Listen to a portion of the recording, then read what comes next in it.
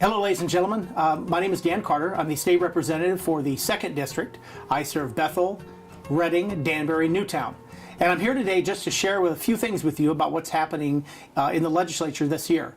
Obviously, there are many concerns on our plate as we have around 4,000 bills hit us every year, and it gets whittled down to about 400 at the end. But this year, some of the things you should pay attention to are, number one, the budget. As you know, that we have a significant deficit in the next two biennial budgets, or excuse me, the biennial budget over the next 2 years, well over $1 billion each year. Unfortunately, what happens is in the quest to cover that deficit, you only have two choices. Either you cut your spending or you raise taxes and revenue. What I'm seeing so far is an effort by the administration to do a little bit of both. With respect to finding ways to cut the budget, the thing we have to watch out for is we want to make sure that we're not making cuts in the budget that hurt, the people who are the most vulnerable. Unfortunately, the administration has done that in what they've shown us so far. And in other parts of the budget, they've kind of just left up the legislature to close the gap. So as we develop an alternative to the governor's budget, I think we have to be mindful about making sure that we protect our safety nets, that we make sure the people who are most vulnerable actually have, something there for them. But we also need to be smart about how we do those services. We need to make sure that we find ways to combine some of the services with what nonprofits do, to make sure that we're not duplicating effort in so many other ways. The other thing that's really big, I think you're going to hear about in our area, obviously, is tolls. This thing has come back year after year after year, and people think that if you put tolls in, automatically we're going to have this, great, funding stream coming into us. In the big picture of things, I've seen, different numbers. I think at best we're going to get $75 million in the state if we put tolls in all the borders, and I have not seen a study that disputes that.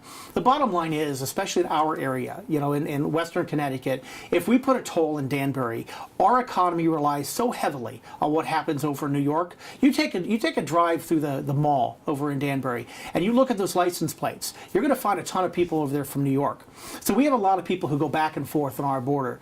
And if we put a border toll there, I think the economic harm to our community is going to be immense. And there's not going to be a real benefit for $75 million out of a $20 billion annual budget.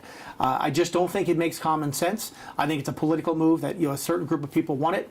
And frankly, my commitment is to make sure that we don't pass it. The last thing I'll add with tolls is there's this thought that truckers and people coming through the state are not paying. Well, that's actually not true.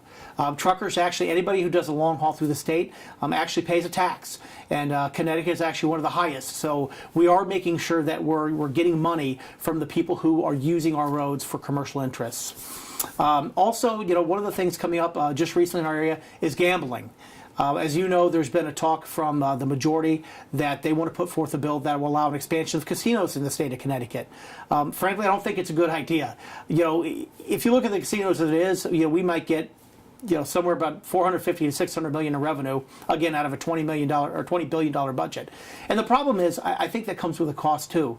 You take a drive out to Foxwoods or Mohegan, and it's not like you can find a lot of businesses starting up anywhere near that casino. In fact, it just seems to be a black hole, and it kind of sucks everybody in. So I look at it from that standpoint, and it's concerning. The other part is, what they're presenting to us is this idea of probably having these small betting parlors, I think is what some people are saying. So I have real concerns about sticking, a betting parlor right in the middle of Danbury, and as well as on I-91. So I think I'll be watching this closely, but it's obviously something that's going to be getting a lot of press and a lot of news.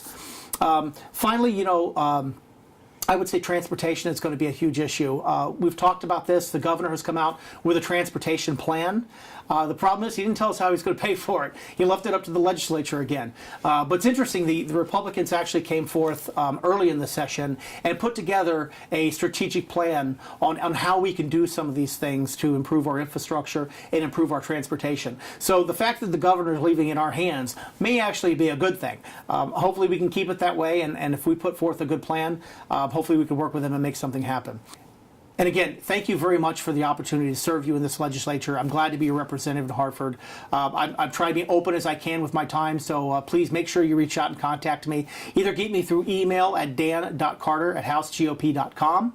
You can find me at my website, www.repcarter.com. And of course, I'm often in the community. We actually have 2 town halls coming up. First on March 23rd at 6 p.m.